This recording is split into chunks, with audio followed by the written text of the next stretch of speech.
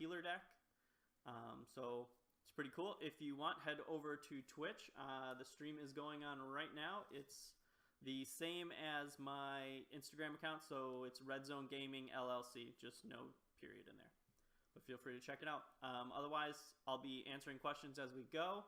I'm going to be mainly answering them here on the Instagram account, so I'm going to be doing a little bit of dual blasting here. We'll see how it goes. I'm really happy with this deck, though, and it came out under budget from what he gave me. So, pretty excited about that. Just gonna hop on here. That way I'll be able to answer questions on the Twitch as well.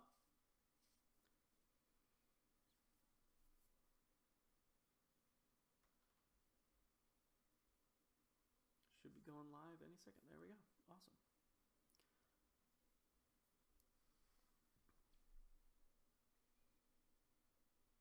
And I am recording this, and I'll be posting it on the YouTube page as well, so that we'll have it on pretty much everything. But I'm really excited about the deck. I think it's a lot of fun.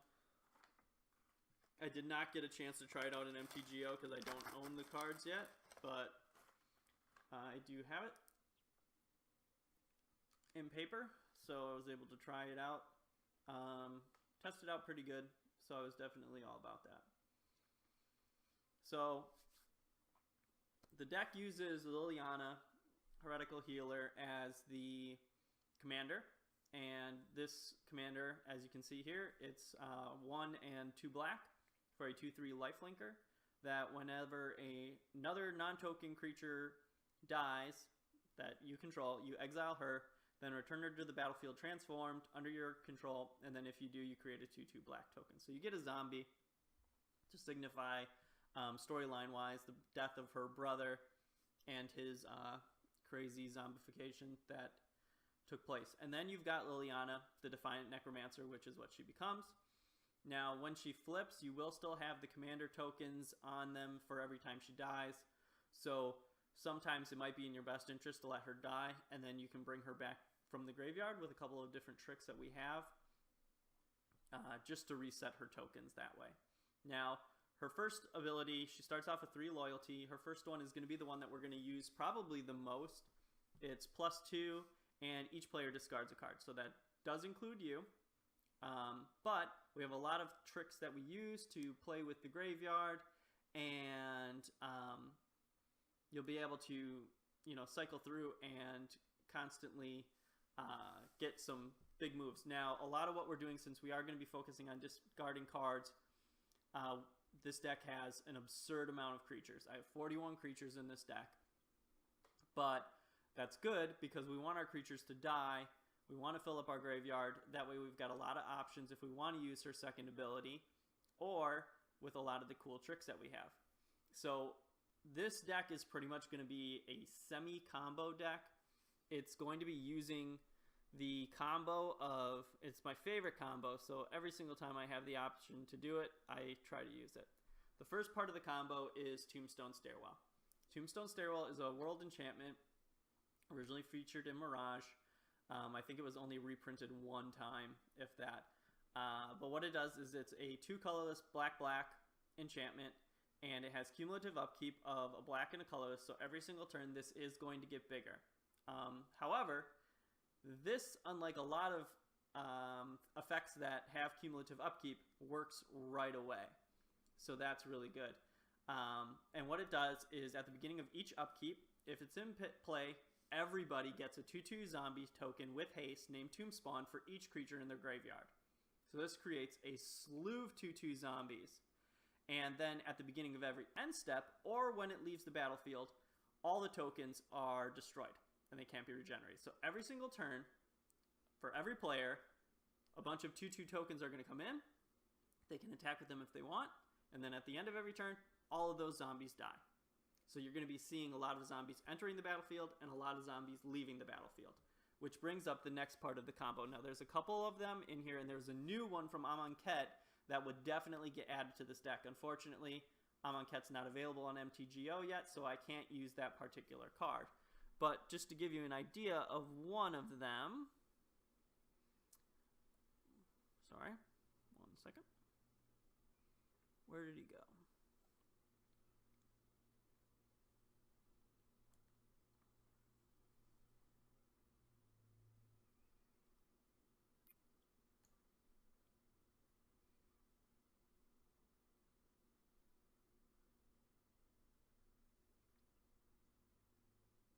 Where did he go? I know he costs 3 or 4.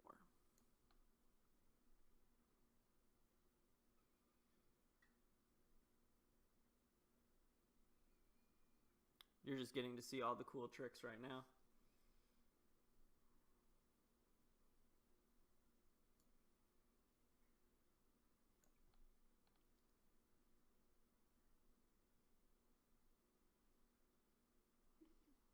No, I can't find it.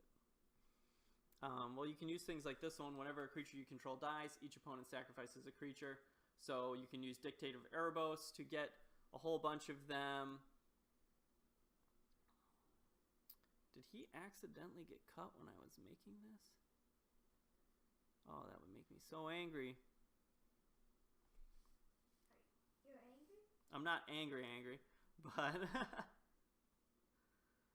let's see here. Hold on 1 second. Sorry about this. I bet I accidentally cut him out. Okay, so I think I did accidentally cut him out. He was supposed to be right in here. So let's just add him real quick.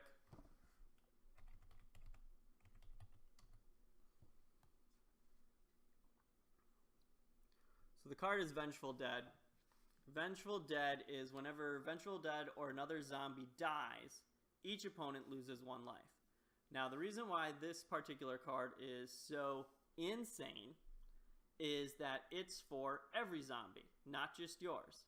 So, when you create these tokens with the Tombstone Stairwell, they come in, and then Vengeful Dead will cause everybody that's not you to lose 1 life for every zombie that dies. And this is guaranteed killing zombies every single turn. So if you play Tombstone Stairwell with Vengeful Dead out on the field, beginning of the next person's turn, they've got to find a way to deal with Vengeful Dead and Tombstone Stairwell, or else everybody's probably going to be almost dead by the time it comes around to your turn again, which is why I like this deck and this combo so much. So we're just going to put that in, and we will take out that card right there. So, oh, it looks like it actually didn't load in all of my creatures. That's probably why it didn't load everything in. I've got the full deck on Tapped Out, so you'll be able to see it on Tapped Out, which will help out. Now, as far as like a couple of the stats go, where did my card go? Where did my card display go? There we go. I'm just going to kind of go through some of the bigger plays. Number 1, Lake of the Dead. This is one of the lands that I would strongly encourage you to get because it can really speed up your deck. By turn 2, you could play out easily both Vengeful Dead and Tombstone Stairwell. Not that you would ever want to do that because you need to fill up your graveyard first. But Lake of the Dead does provide you a black mana, and it does give you the option to have repeatable 4 black mana at the sacrifice of a swamp. Another really good one, since we're going to be focusing on discarding cards a lot, Bloodchief Ascension. If an opponent loses 2 or more life, you can put a quest counter on it, and whenever a card is put into any graveyard from anywhere, if Bloodchief Ascension has 3 or more quest counters on it, you can have that player lose 2 life and you gain 2 life. You'll be able to get this going very, very quickly, very easily, so I highly recommend it. Another big one that you're going to want to see, Gravecrawler. Gravecrawler itself is very small, but as long as you have a zombie in play, you'll be able to continuously keep on playing him. So he's one of those creatures that you can just keep on attacking into people, and with cards like Vengeful Dead out, it will cause them to lose life very, very quickly. Vampiric Rites is one of our repeatable sacrifice engines. Something that you want to have with Lilliana is a way to get her to flip over to her Planeswalker's side very quickly. Vampiric Rites is a really nice card because you can sacrifice a creature, easily one of your zombie tokens, and then you can gain a life and draw a card. So this also acts as one of our card draw engines. Now, because we're playing solo black, we don't have access to a lot of removal in the form of enchantment artifact removal. I like to use cards like Universal Solvent. It's cheap. Yes, it costs 7 to activate, but in the grand scheme of things, you have an option now to get rid of a pesky enchantment, pesky artifact that might be bothering you, and getting to 8 mana with a black deck is not really the hardest thing to do. Similar effects, I've got Ratchet Bomb, which is another one. This will draw some aggro, I'm not going to lie, but you can constantly ratchet it up and then toss that football at somebody when they start to get a little scarier than you are. Other cards that pair really well with that where you want to destroy things. Unstable Obelisk is another one. Again, this one will give you a mana, so it is a rock. It will get you some mana, and then you'll be able to use it to destroy any permanent that you might have out. Now I want to talk a little bit about some of our mana accelerators. Going with that, we've got, of course, Soul Ring. Got to have Soul Ring. And then I like to use the Charcoal Diamond and the Jet Medallion. Jet Medallion is always good. It makes all of your black spells cost 1 less. One of the downsides with black is that it has a lot of double black in it, but because we're playing mono black, you'll be able to get this off pretty easy and have a lot of success with it. We also have cards like Lilliana's Reaver. Oh, not Reaver. Where's the Spectre? The Shade. There it is. When this comes into play, you can search your library for a swamp, put it into your hand. So we have a couple of cards like that. We also are using Burnished Heart, which will speed us up 2 turns because it'll put 2 swamps right into play, which is good. Then, for some of our control elements, I have things like Bane of the Living, which when you flip it, gives all creatures -X/-X. With this deck, having the combo be the Tombstone Stairwell and Vengeful Dead, losing creatures is not going to really set us back too far. You can also use cards that draw you cards whenever creatures you control die. There's lots of different options for that.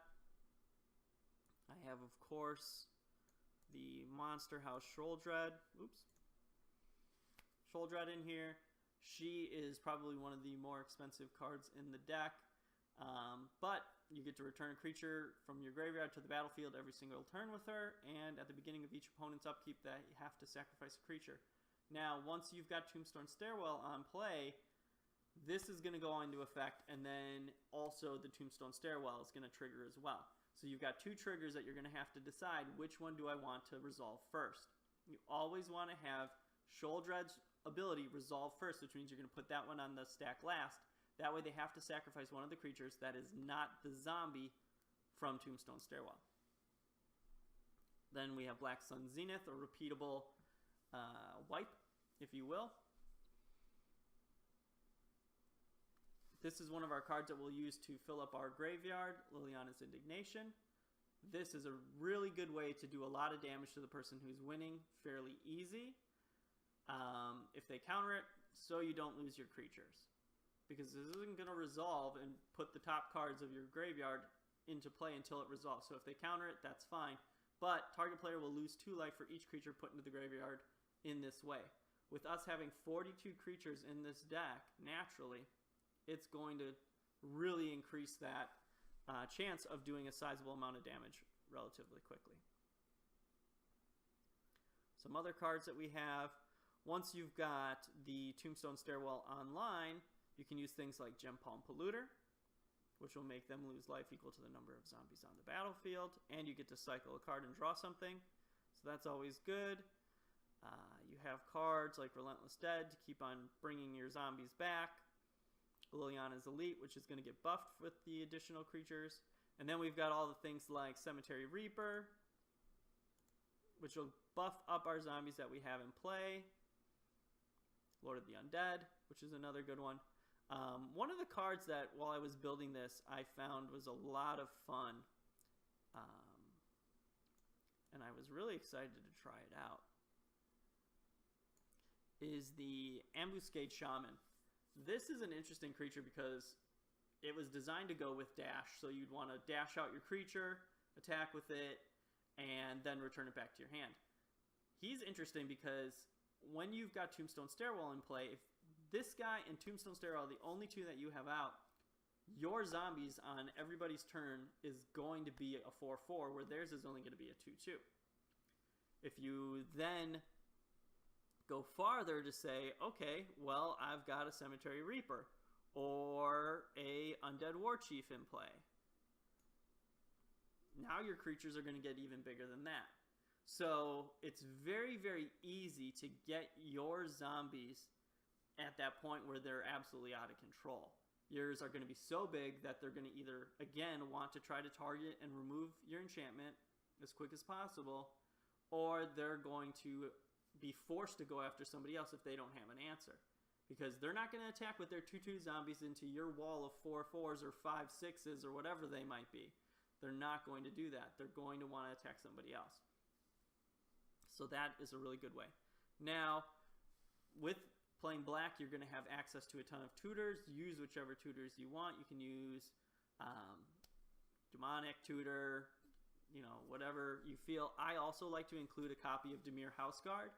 Dimir Houseguard is a 4 mana cost with Transmute, so we can discard him to search our deck for something that costs 4, i.e. the Tombstone Stairwell. If you've already got the Tombstone Stairwell, you have a lot of really good choices of things that you can grab. You could grab Erebos. You could grab the Undead War Chief, Grave Pact. You have plenty of choices. Perilous Vault, Nevinral's Disc. Vengeful Dead also happens to cost 4. So there's lots of really good 4-cost cards, and that actually, we have more 4-cost cards than anything else. But again, with cards like, you can play Rituals if you want to. I'm just using Lake of the Dead, but that gives you 4 black mana, so we'll have that mana really, really easy. Last up, I just wanted to show a couple other really cool combos that you can use in the deck. Noxious Ghoul is another really good one that will, if you've got Tombstone Stairwell out, you can use Noxious Ghoul to essentially keep your opponent from playing anything other than a zombie. Any creatures that they play are going to instantaneously get wiped on the next person's turn, because Noxious Ghoul, again, looks at all zombies that enter the battlefield, not just the ones that enter the battlefield under your control. So this will easily wipe out anything else that's on the board. Very fun card. Lastly, Obnixilis is a really great finisher too.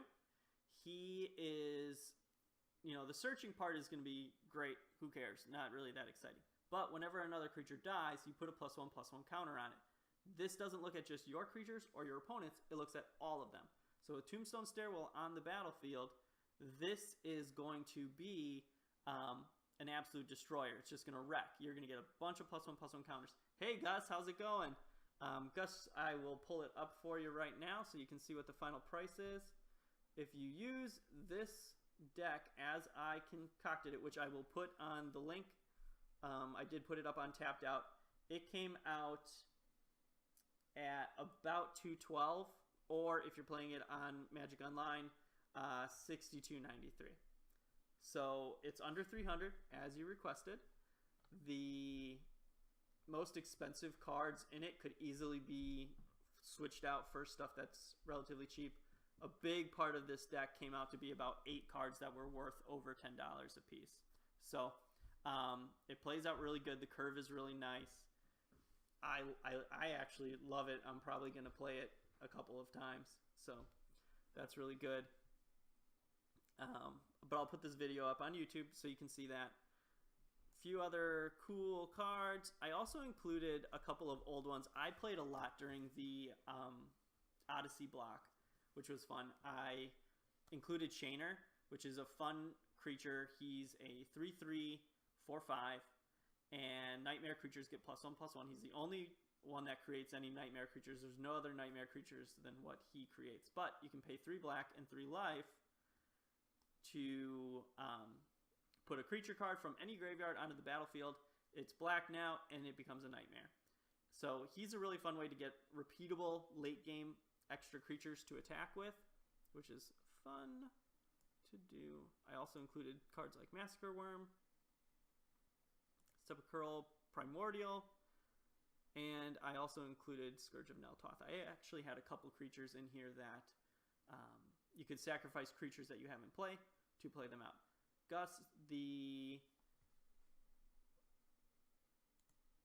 tapped out is tapped-out.net/mtg-decks/Lillys, LILLYS-ZopmBop, which is what I called the deck. I called it Lilly ZopmBop because she's got zombies, she's bopping them around, they blow up, it's tons of fun. But it's ZOPMBOP.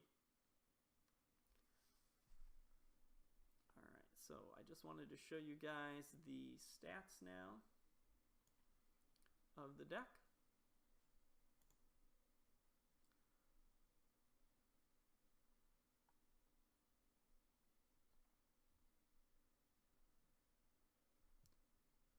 So the deck has mostly creature and land.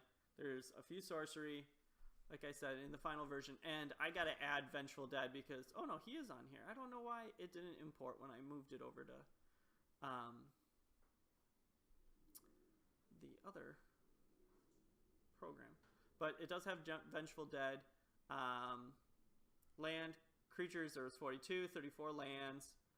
We've got 5 sorceries, 9 enchantments, 10 artifacts, and then our commander. Most of our deck is in the 3 to 5 range. We've got 15% 3 cost, 21% 4 cost, and 5%, or sorry, 10% in the 5 cost area. So the deck itself does curve out really, really nice. I love it. I think it's tons of fun. Like I said, I'll put the link up on YouTube. You can check it out there. Feel free to upvote it. And for everybody that is watching or wants to submit a deck for me to review or build, I'll be happy to do it. You can reach out to me on any of the social media channels that are featured below. Otherwise, I hope everybody has a great day. Take care. Just thought I'd share that with you.